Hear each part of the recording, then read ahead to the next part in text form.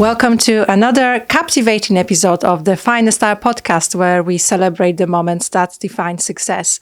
Today, we have the privilege sitting down with Simon Dunn, Managing Director of Pryor Marking, a seasoned professional with wealth of experience and inspiring story to share. So, Simon, welcome to the podcast. It's a pleasure to have you here on the show today. Yeah, it's great to be here. Thank you.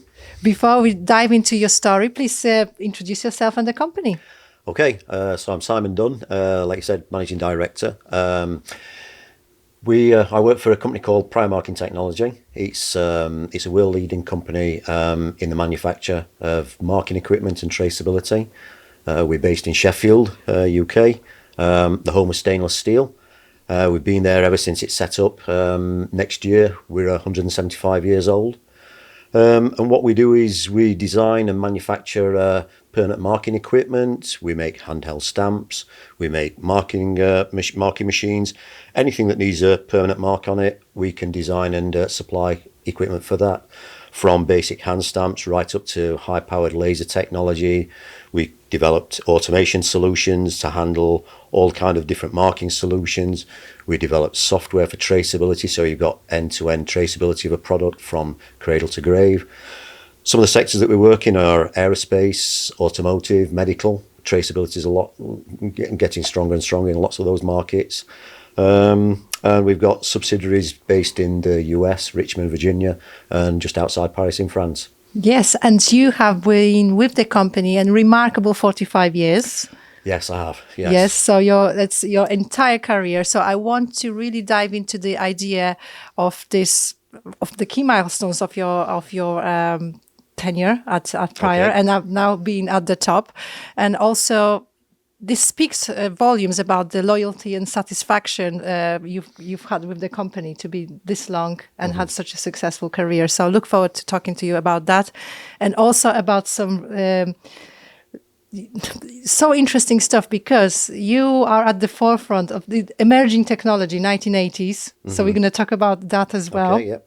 Because you guys are the leaders, you've started this.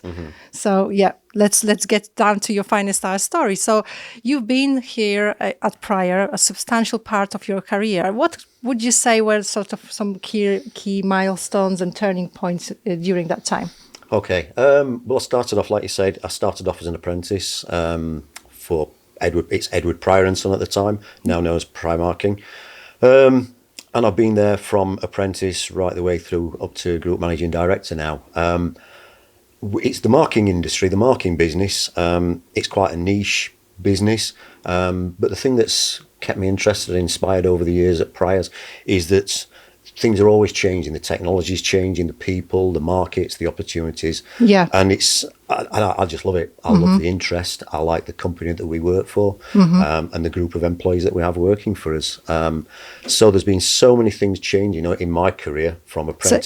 So it's not just technology, it's actually the culture of this business, because it's so unique, and we're going to talk about it later. But tell me a little bit, like, just a glance, the culture at Pryor. Okay, well, the culture at Pryor, it was a family-owned company when I started. It was owned by the Pryor family, and it was set up by Edward Pryor, and the last remaining Pryor at the time when I was working there was Ronald Pryor.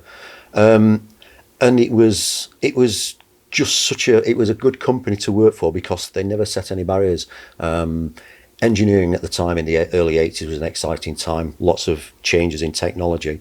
And the opportunities, nobody ever put a barrier over the opportunity that you were given. So the development for all employees, if you were looking to try to develop yourself, if you wanted to take an interest in other opportunities, the kind of support that was given by the management teams and the directors at the time was really good. So I found myself on a conveyor belt of education, evening classes and further education all the way through the first maybe 18, 20 years. So yeah, it was, and those, like I say, those opportunities that they gave to people, it's great because it's the kind of culture that we try to continue. So as we brought people in, we don't people in just to fill a specific job role. We look at how much further they want to develop and how much we can develop them. And there's this great. unique sort of structure of ownership, which we're going to talk about a little bit as Yes. well, which is the, what is it called? It's owned by a charity trust. Yeah. So when the last remaining Pryor passed on, he'd actually set up a charity. We can talk about that now or in a bit more, but the family, the business is actually owned by a trust, a charitable trust. They don't have any involvement in the day-to-day or the operational or the strategic direction of the business, but they do actually they sort of oversee the company, yeah. and they give governance over the company to make sure that it's protected, and it works well. So if we make profits, then the employees benefit, and also there's a group of charities, local charities, that benefit off that as well, and they're there to allocate some of the dividends out to those charities. Yes, and we can talk about it a little later, but let's go back to the 1980s, yeah? Okay.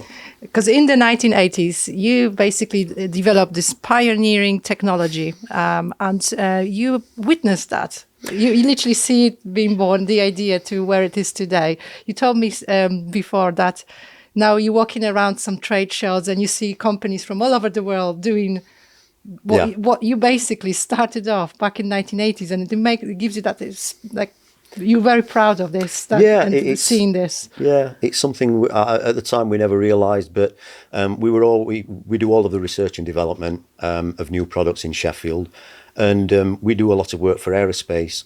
And we were contacted back in the late 70s, early 80s by one of the largest UK aerospace manufacturers.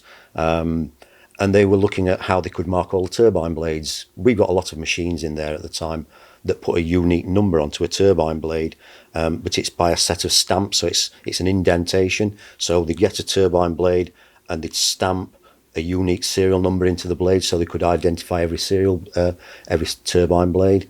But that process of indenting it was actually deforming and damaging the material structure of those blades. So there was lots of quality escapes, and they were looking to how to improve that. So they collaborated with us on looking at a low stress form of marking, and we developed a low stress form of marking. So you sat at those meetings? I wasn't involved in the meetings. Yeah. So I think it was a technical director at the time. Yes, but you've seen this project come into life, right? Yeah, because how did that feel from your perspective at the time? Because it's like you was part of something really great that literally was a worldwide success technology. So what was the atmosphere and your sort of feelings at the time, and now looking back? At the time, we never saw it as that, really. We saw it as just another project, and it was just another sort of thing to develop. And as we developed this kind of marking process, we looked at making the machine, and it was a single point stylus, and it's a very hard stylus, and it hits the turbine blade one dot at a time, and it forms the shape of a character. So we started developing this process in its raw form as a prototype machine, and it started marking these blades with a very low stress marking. Everybody was really impressed. We thought it was fantastic, and they looked to say, how can we actually create some production type machines to be able to start rolling out through all of the different manufacturing facilities that they had.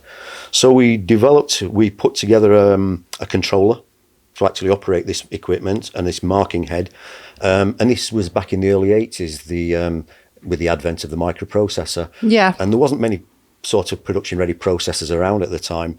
So what we did, we got hold of, at the time, the home computers, the ZX Spectrum, the Commodore C64. Yes, I've had one of those. They were very popular. So we got hold of a commercial home computer, and we stripped it all apart, and we used the processor board in that. Yeah. And we made lots of other drive cards and things. We did all of the electrical etching. And we manufactured these, and we were doing 15 of these a month. Yeah. And as soon as we were finishing them, they were going into the facilities. And we carried on like that. And then we sort of kept developing and refining the And then manufacturing. you had feedback from the market, like, we want more of this. This is good. Yeah. Because Can you make more?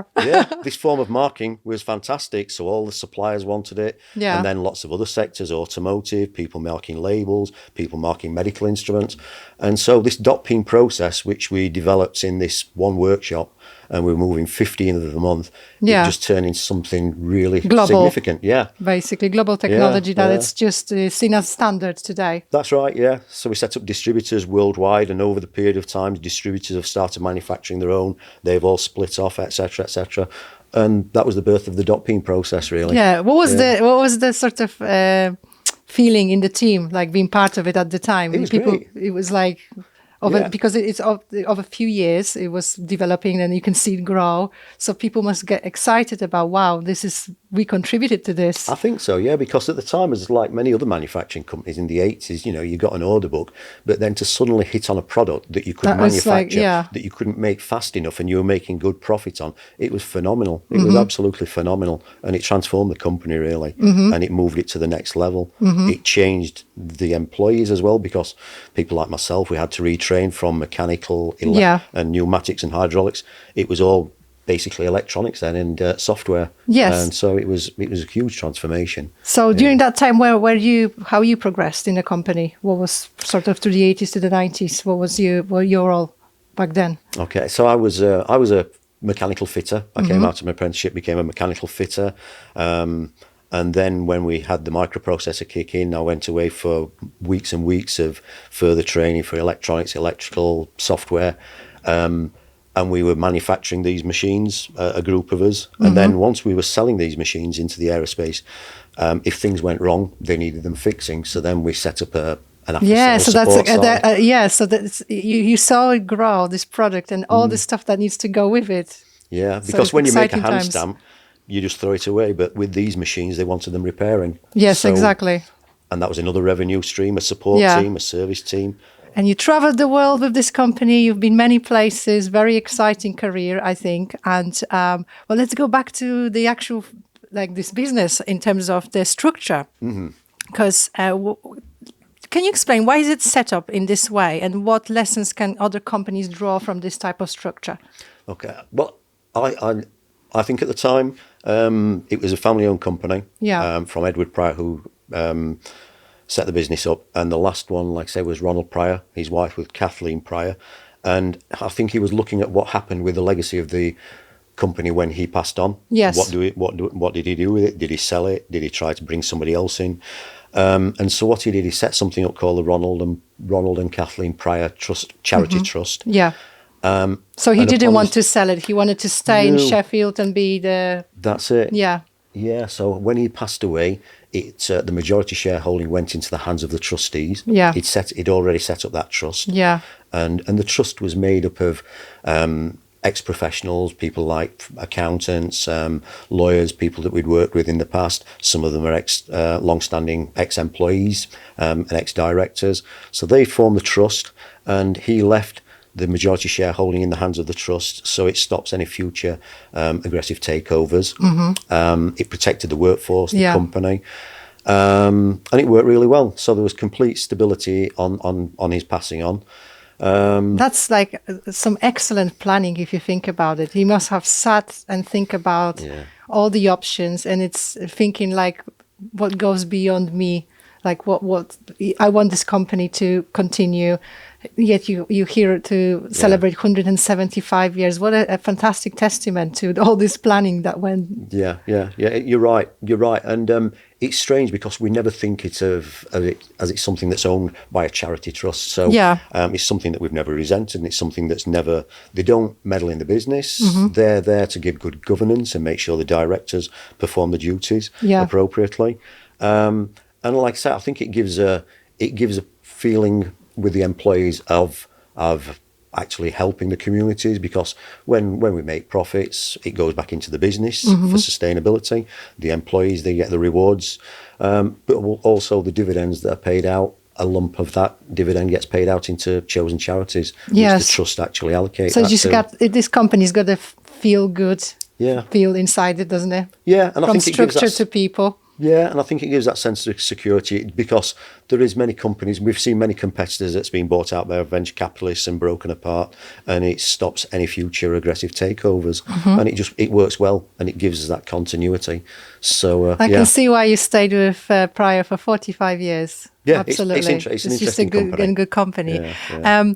However, just like every company, I think, and everybody, you've also gone through some really difficult times. And I think the financial crash back in 2000 was, something quite difficult, coupled with the passing of financial director as well. I remember you mentioned in our conversation, so that must have at the time been really difficult. So could you elaborate of the specific challenges, obviously, outside, and what strategies have you sort of implemented to weather this storm?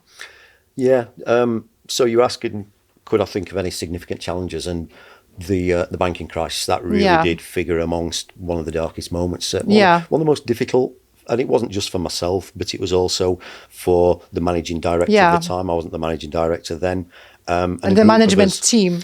Yes, with the blow. Yeah, we'd set up a joint venture in India at the time. And so we would do it myself, the managing director, and the finance director was spending a large amount of time setting up the facilities over there. Yeah. We set up manufacturing for the domestic market as well as to export some of the products back to us.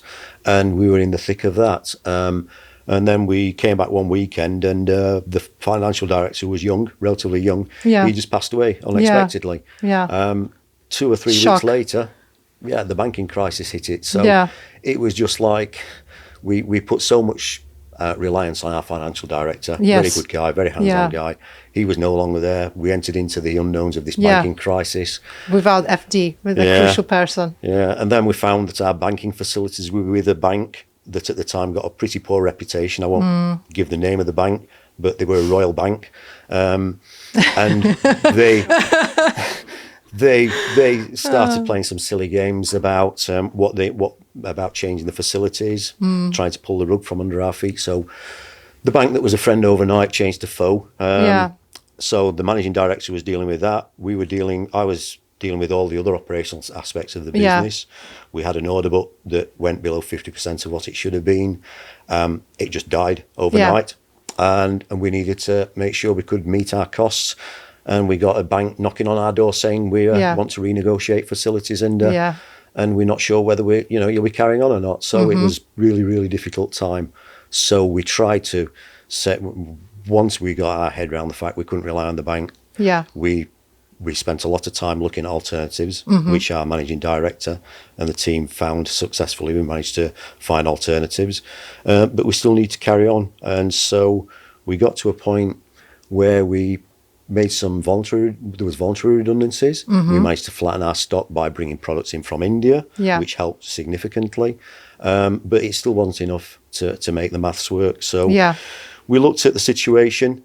We didn't want to make anybody redundant because we knew the markets were there. This situation wasn't forced on us by engineering and manufacturing. We were putting people out of work into a very bleak marketplace for jobs. And these are people who are like family and they love this company. So you brought them together. Exactly. And you worked out a solution. And what was it? Yeah, so the solution that we went to was that we asked everybody to take a 20% voluntary salary sacrifice. We couldn't enforce it. We didn't want to. But we worked out that if we took a 20% salary sacrifice across the board for a period of months, then that should make the maths work. We went out to the people, to the employees, and nobody liked it. It was nobody likes a pay cut, but they did understand. But the return, we got over 90% uptake on that, and to find, I think we had about 120 employees at the time. To find that 90% of those employees at the time bought into that situation was huge. So it because it's voluntary, nobody has to. No, they don't. This is the permanent conditions of work, and you're asking to take less money. So it really did indicate the level of trust that they were putting in us and the kind of loyalty that we get from our employees. And it was, it was a very powerful statement. And so that managed to get us out of, it managed to get us over that period of time. But it was a very difficult situation. I think, that does highlight the resilience and dedication of your workforce. So great testament to all these people. And you came out successfully from it this did, period. Yeah, we came out of it. Yeah, with better banking facilities. Yeah. More friendly banking, more friendly bank, and a good workforce and a good order bank. So yeah, it started picking up from there on. So let's move on to sort of more recent times. And obviously, how long have you been the MD now? How long? The managing director. So I've been managing director only a couple of years. Yeah. Yeah. I was operations director for about 10 years before that. Yeah.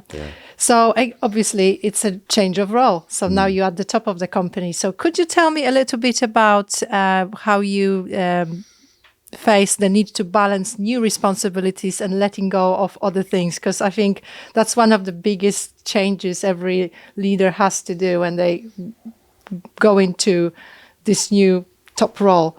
Obviously, you can't do everything yourself. Your role is to make things work and get people to, work well together. Yeah. So how was it for you? Okay. It's been difficult because there's many days as an MD I'd rather go and repair a machine. Yeah. Many days I'd rather do that. But I did find it difficult because as I started off as an apprentice, then I moved in as a fitter, then as a service engineer, then I became the service manager, then the operations manager, the operations director, then the managing director. Yeah. So at each of those points in time, I've had to sort of recalibrate myself in my mind. And what On every point, you had to do something, Yeah, I need to sort of look at what the job entails and what my responsibilities are and what objectives I need to be working towards and what those kind of priorities are in my day-to-day, because I can't, what I've done many a time is I've just tried to run faster. But as I get older, I can't run any faster. And putting the hours in, it just doesn't fix it. And as I got older, and this last number of years, I've been looking at succession planning. It's absolutely key that I do try to step away and move forwards. If I've got different responsibilities, I need to try and then to recognize backfill. talent and get people to overtake. Yeah, because I was conscious of the fact if I'm not careful, I'll create a vacuum behind me, a vacuum of knowledge and skills. And so I spend a lot of time, and I've got a good team of people around me actually that tell me to let things go, which is sometimes a bit difficult. It's good to hear it from others though, like that this is a real thing, that you have to let it go to move on. You do. Yeah. And so now, and so I found it difficult, but I've managed. I think I've managed to transform and make the changes to the point now where I look at our management teams and our employees, and we've got an incredibly strong management team of people coming through, and it's allowing me to do the things I need to do as a managing director. Yeah. Fantastic. Congratulations on this transition to the top job. 2 years and, many to go, right? Hopefully, yeah. And then now I wanted you to tell me a little bit about you highlighted the benefits of working for a smaller company, because you mentioned to me that you can have a greater impact and a broader exposure. What advice would you give to individuals who are considering starting a career in smaller companies? Because we have all these big boys, and everybody, the big boys want all the best people. Oh, they go there. Yes. Why should they pick a smaller company, in your opinion? Obviously, you've had a career, so you have a good angle to explain. Okay. It's my viewpoint only, but we do see it when we're talking to apprentices and people that want to come in. And there is this, I think it's a misconception that if they want to get the best training, they want to get the best development, they need to work for a large organisation. I think they also think that they'll get the best maybe remuneration package if they work for a large organisation. But I think that's changed. I think that might have been the case years ago, but I think that's changing quite a lot now. Because I think working for a smaller company, and I've seen this myself, is that you bring people in and they get more exposure, not just to maybe if they're a technician or a machinist, but they get more exposure actually how a business runs. Yes, so from top to bottom. Exactly. Why it's important to hit your sales targets and what that means regarding your invoice sales, what it means regarding your order book, the order intake, and all of these kind of things, and getting machines out on time, the delivery performance. I think working for a smaller company, they've got a lot more exposure to the whole sort of interactions of a company and how it works. I think that's a benefit. I think also that a lot of the smaller companies, when they bring somebody in, they will give them a job spec, but it will be a broader bandwidth maybe than if somebody goes into a larger company. Yes, so they can always learn and step into other roles quite so. quickly. So decisions are made quicker as well, and then you spot talent or whatever it is, right? Yeah, that's it. And so if they've got the enthusiasm to develop further, then they've got those kind of opportunities as well. And I think also the rewards that some of the smaller companies give now, because they're so reliable on their employee base, that when they find the good people, and they develop those skills, they invest into those people. It's absolutely key you retain those people, and so the kind of remuneration that these people now command is good. It's as comparable, if not better, than some of the larger organisations. So I certainly think there's a lot to be said for the smaller companies. Yeah. I think also their voices can be heard. Yes. If they want to come in and they want to make a change, yeah, they can make a change in a smaller company than potentially Yeah. would be seen working for a larger company. I think you're a living testament of that as well, advice, because you've gone through the ranks all the way to the top. So, and you've done really great from, like, you had a good career. Exactly. You are fulfilling. Yeah. It's given me a good career, Yeah. and that's what we want to try to do to any employee that wants to try to develop themselves and get to that point as well. Yeah. Brilliant. And to close off, I always ask this my guests about the sources of inspirations. What make people tick? And for you, you mentioned to me there was a particular mentor that really impacted you and your career and how you progressed. And it was a guy, I don't know if you want to mention the name. Do you remember the guy? The guy, I don't think the guy is called Ted Howard. Yeah. He was my production manager, and it's when I was an apprentice and when I came out of my apprenticeship.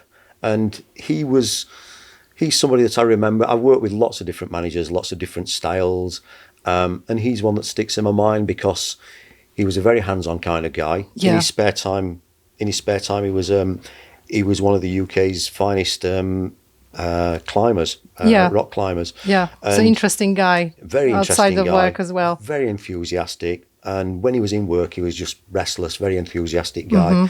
Roll his sleeves up, get involved in anything. Yeah. Real can-do attitude. And his enthusiasm just rubbed off on everybody. Yes. So it's one of the people that you walk in and they just basically light up the room, right? Yeah. I think some of the things that... Good energy stuff. Yeah, some of his management styles in the 80s, I don't think you could get away with now in this day and age.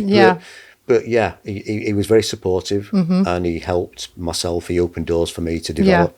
He was a very good mentor. Yeah. Yeah. So, like, do you see copying any or trying any of these qualities? So, like, that helped you to be the leader that you are today? I think one of the things that he used to say, he said, don't expect anybody to do anything if you're not willing to do it yourself. Yeah. And I think that's quite true. I think that's true of many things in life. But yeah, he always led by example, and he really he spent most of his time supporting people. It wasn't about himself, it was about supporting the people. And I think it's key to try to support as many of the team as you can. Yeah. Brilliant. Very good. Shout out to Ted if he's watching. yeah, hopefully. So, Simon, thank you very much for sharing your incredible journey at Pryor and being part of the podcast today. The stories of dedication and resilience within Pryor workforce during the challenging times are also very inspiring and a great testament to the culture of this company. So, again, shout out to everybody at Pryor, a great team working in Sheffield. So, thank you for sharing all these experiences with us and our audience. Okay, it's a pleasure. I enjoyed it. Thank you. Thank you very much. And check out the Finest Hour Season 1 and 2 episodes on our channel featuring exceptional individuals and the moments that shaped their careers. So until then, please striving for your own finest hour. I'm your host, Ilona Pitt, signing off. Take care and be great.